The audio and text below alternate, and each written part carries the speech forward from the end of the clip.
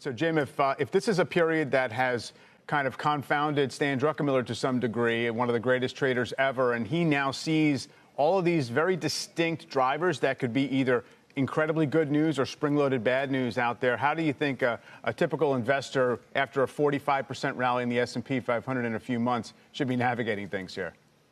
I think you've got to stay away from overthinking this at a time when, let's face it, we really don't know what's going to happen. This is like an unprecedented situation. And I've been saying all along, stick to your program, stick to the strategy.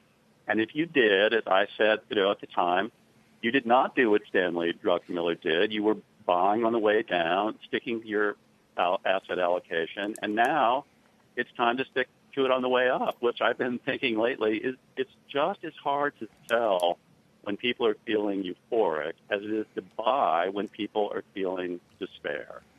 And given the magnitude of this rally, I said, look at your portfolio. If you're 60-40, 70-30, whatever, rebalance, which at this point is going to mean taking a little money out of stocks and putting it into fixed income, which frankly at this point should be cash because fixed income is doing so little. That's my philosophy, and so far it's been working very well in this period of uncertainty. Yeah, I mean, taking what the market's giving you, obviously, when it moves this fast, often does pay off. Although you mentioned potentially selling when people are feeling euphoric. It's a little bit of a matter of debate right now as to whether what we're seeing is really kind of full-fledged euphoria or if it's just people feeling slightly more confident and maybe some pockets of excess. Is there a way to make that call?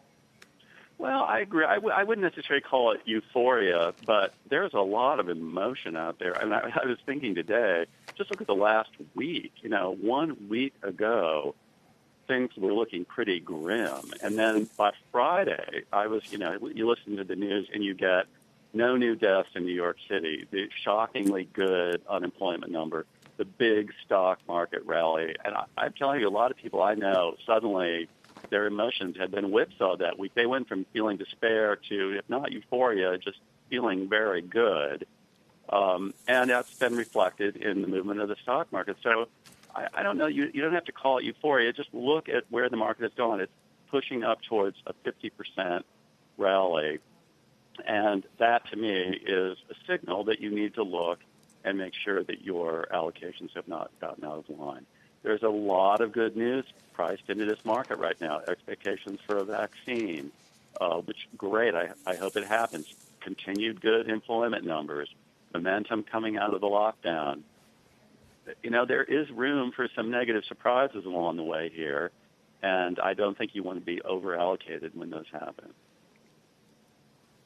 Hey, Jim, speaking of surprises, Goldman talks about, in their words, the risk of a blue wave where Democrats keep the House, take the Senate, and take the White House, which in their view, from a corporate tax standpoint and the risk of overturning the tax reform law, would cut their earnings estimates for next year by 11%. Does the market have to deal with that soon? I mean, the election's in less than 150 days. Yeah, it's less than 150 days, but I wouldn't want to start making bets right now, A, on how the election is going to turn out, and B, if it does turn out that way, what's going to happen with things like the tax code. That's two or three bridges, I think, too far to be considering at this point. It's a very volatile mood right now. With the protests going on, the turmoil. But that's not going to. Who knows what that's going to be like in a month from now or 2 months from now. I think investors will have plenty of time to assess the political implications as we get a little closer to the election.